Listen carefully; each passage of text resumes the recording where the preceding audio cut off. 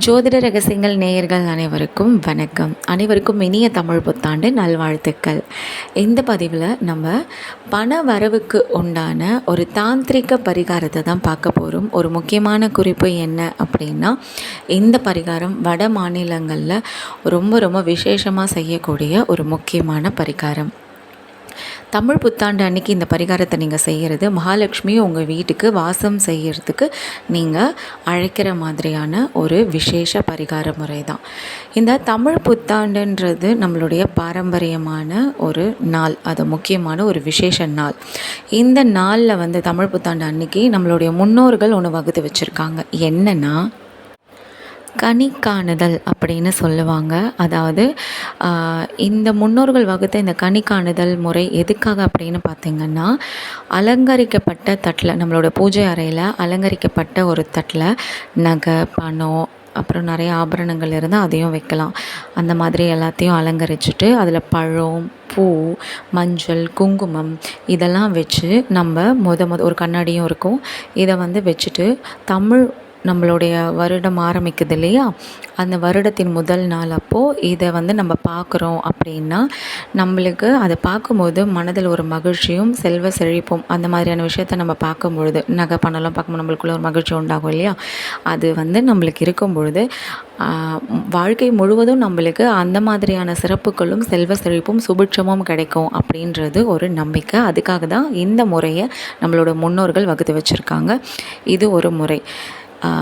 இது இல்லாமல் நீங்கள் தமிழ் புத்தாண்டு அன்னைக்கு இப்போது நான் சொல்லக்கூடிய இந்த பணவரவுக்கு உண்டான பரிகாரத்தை பண்ணிங்கன்னா, உங்களுடைய வீட்டில் மகாலட்சுமி எப்போவுமே வாசம் செஞ்சிட்ருப்பாங்க. அதுக்கான ஒரு முறையை இப்போ நம்ம இந்த பதிவில் தெரிஞ்சுக்கலாம். நாளைக்கு தமிழ் புத்தாண்டு அப்படின்னா, இன்றைக்கி நைட்டே பரிகாரத்துக்கு தேவையான சில பொருட்களை நீங்கள் செஞ்சு வைக்கணும். அது என்ன அப்படின்னா, எச்சில் படாத ஒரு கிண்ணம். அதாவது இது வரைக்கும் நீங்கள் யூஸே பண்ணியிருக்கக்கூடாது. இதில் முக்கியமான குறிப்பு என்னென்னு பார்த்திங்கன்னா, பிளாஸ்டிக்கோ இல்லைனா வேறு மாதிரியான பொருட்களை நீங்கள் இதுக்கு யூஸ் பண்ணக்கூடாது. இதுக்கு ஒன்று சில்வர் கிண்ணம் நீங்கள் எடுத்துக்கலாம். இல்லை உங்கள் வீட்டில் வெள்ளி கிண்ணம் இருக்குது, பித்தளை கிண்ணம் இருக்குது அப்படின்னா ரொம்ப சிறப்பு. இந்த மாதிரி யூஸ் பண்ணாத எச்சில் படாத ஒரு கிண்ணம் எடுத்துக்கோங்க. அதில் குடிக்கிற நல்ல தண்ணியை ஊற்றி வச்சுக்கோங்க. ஊற்றின தண்ணியில் கொஞ்சமாக மஞ்சத்தூள், ஒரு ஏலக்காய், ஒரு கிராம்பு, ஒரு துண்டு பச்சை கற்பூரம், இது எல்லாத்தையும் கொஞ்சம் லேசாக நசுக்கி போட்டுக்கோங்க.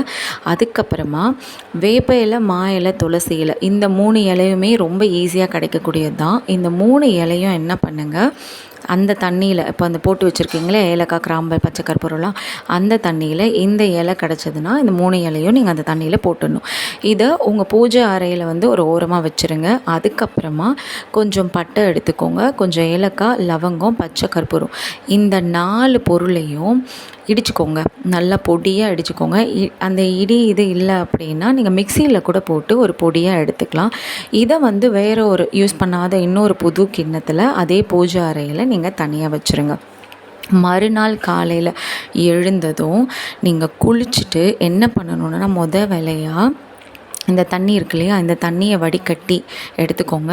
இதை எடுத்துகிட்டு உங்களுடைய வாசல் இருக்குல்ல, நிலவாசல், அந்த நிலவாசலில் தெளிச்சிடணும். இந்த தண்ணி பார்த்திங்கன்னா பண வசியத்தை ஏற்படுத்தக்கூடிய ஒரு தண்ணி, ஓகேவா. அதுக்கப்புறம் நீங்கள் தெளித்ததுக்கப்புறம் வழக்கம் போல் உங்களுடைய நிலவாசலை அழகாக அலங்காரம் பண்ணி நீங்கள் கோலம் போட்டுடலாம். அதுக்கப்புறமா உங்களுடைய நிலவாசல் இருக்கு இல்லையா, அந்த காலுக்கு பக்கத்துலேயே மகாலட்சுமியோட பாதம் நீங்கள் 2 வரையணும். இது எதுக்காக அப்படின்னா, சித்திரை நாள் வீட்டுக்கு உங்களுடைய வீட்டுக்கு மகாலட்சுமியை நம்ம அழைக்க போகிறோம் அப்படின்ற ஒரு ஐதீகத்துக்காக தான் இந்த மகாலட்சுமி பாதத்தை நீங்கள் வரையணும். இது நீங்கள் வரைஞ்சதுக்கப்புறமா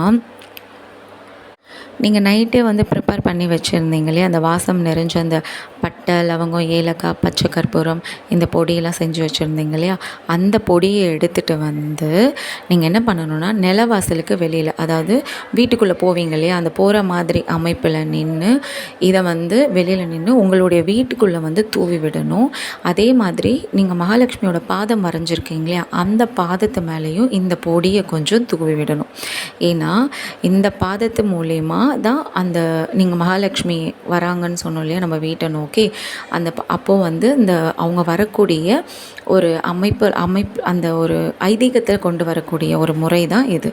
இது வந்து நீங்கள் தூவி விடும்போது பணவசிய பொடி மூலிமா நாளைக்கு மகாலட்சுமி உங்களுடைய வீட்டுக்கு, அதாவது சித்திரை வருடப்பிறப்பு அன்னைக்கு உங்களுடைய வீட்டுக்கு வரப்போகிறாங்க அப்படின்றது ஒரு நம்பிக்கை.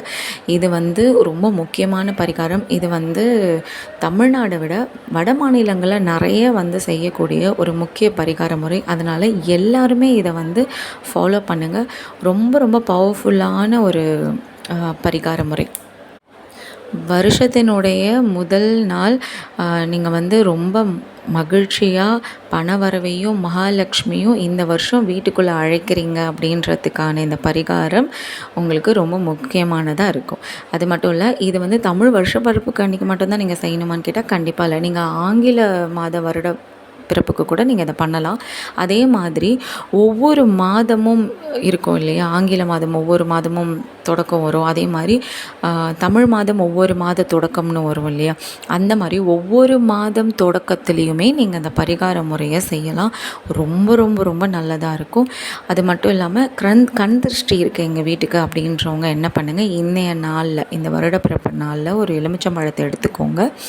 எலுமிச்சம்பழத்தை எடுத்து 2 அறுத்து, ஒரு பக்கம் மஞ்சள் ஒரு பக்கம் குங்குமம் தடவி அது உங்களோட நிலவாசலுக்கு 2 பக்கம் வச்சுருங்க. இதனால் உங்களுக்கு ஏற்படக்கூடிய கண் திருஷ்டியும் குறையும். சரிங்களா? அப்புறம் குங்கம் இருக்கு இல்லையா, குங்கத்தினால் நீங்கள் வந்து கோலம் போடலாம், இல்லை ஸ்வஸ்திக் வரையலாம். இந்த மாதிரி பண்ணிங்கனாலும் உங்களுக்கு ரொம்ப நல்லதாக இருக்கும்.